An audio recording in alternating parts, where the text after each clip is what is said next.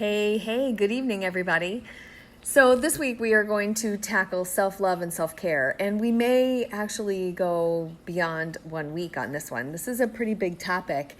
This is day 17 of 130 Days of Hope, and no, I'm not going to remember. I'm always going to have to look. So self-love and self-care, and we are here with 130 Days of Hope to remind you that there are actually more goals set and reached in the fall than in January. So if you set out for this big thing to happen to you in January, maybe in your business or, more than likely it's a health thing, right? If you set out some big health goals in January and for now you've completely blown them off, or you got started in someplace in crazy February, if you live here in Northern Illinois, it was horrible. And you're like, I'm not doing this anymore. Whatever. This is actually a better time of year to start than in January. So let's get started. Let's end this year on such an amazing high note that you just blow through the new year and there's no glitch, right? Because time, we put stuff on a calendar, but it's actually it's not a real thing, right? It's just arbitrary. So anyway, what is such a big deal about the self-love and self-care? It's a big deal because when we don't take care of ourselves, we are typically a little miserable inside.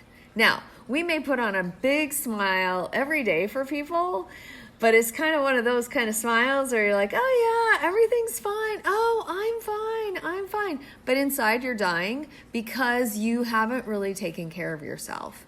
And making decisions about loving yourself, it took me a while to get this. I'm going to be so vulnerable about this because I thought I was loving myself. I thought I was taking care of myself. I get a regular haircut. You wouldn't know today, but I get my nails done. I shower every day and generally put makeup on most days. I thought I did take care of myself. I've been my appropriate weight for 10 years or longer. I exercise. I thought I was making some really loving decisions for myself. But what I learned was it's the things that we do that we go, at the end of the day, when you're being really honest with yourself, it's those things that make you kind of cringe. Those are the things that you did or made decisions about that weren't necessarily loving, right? You went to Target and did the Target thing where Target becomes a black hole and you went in needing 5 things and you came out with 50. And then you're looking at your budget going, oh wow, I really shouldn't have done that. Those moments are the times that you know that you aren't making loving decisions for yourself. Or, I really shouldn't have stayed on Facebook until 1 o'clock in the morning when I knew I had that early meeting the next day. Or I knew I should have taken that extra walk this morning. Or, you know what, I really did not need those 4 cookies after dinner. So those are the things that we do. You guys can throw up a ton in the chat, right? Hi, everybody. Throw up all those things that those decisions that you make that you go inside. Because every time you make one of those decisions for yourself, you trust yourself a little bit less and a little bit less and a little bit less.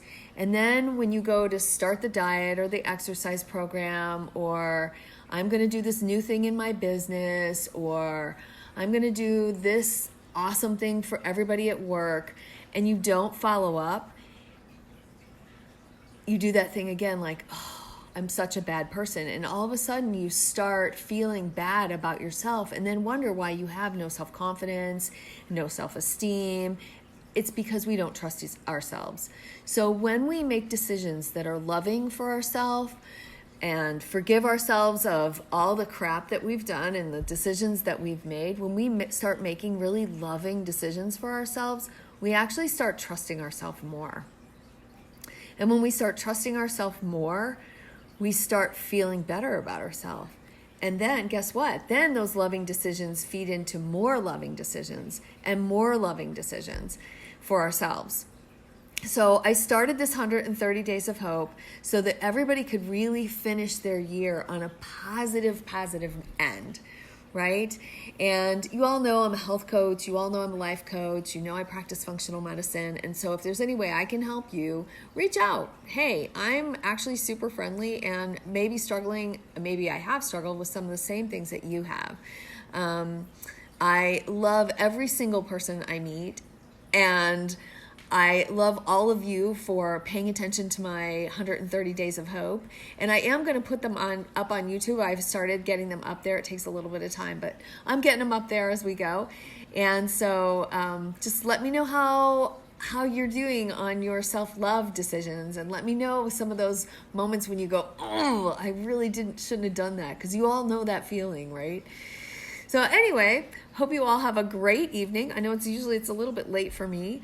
I'm usually kind of winding down at this point, but I'm working a little bit extra tonight. So y'all have a great evening, and I will see you tomorrow. 130 Days of Hope. Go out there and kick some serious fanny, you guys. Love you. Bye. Thanks.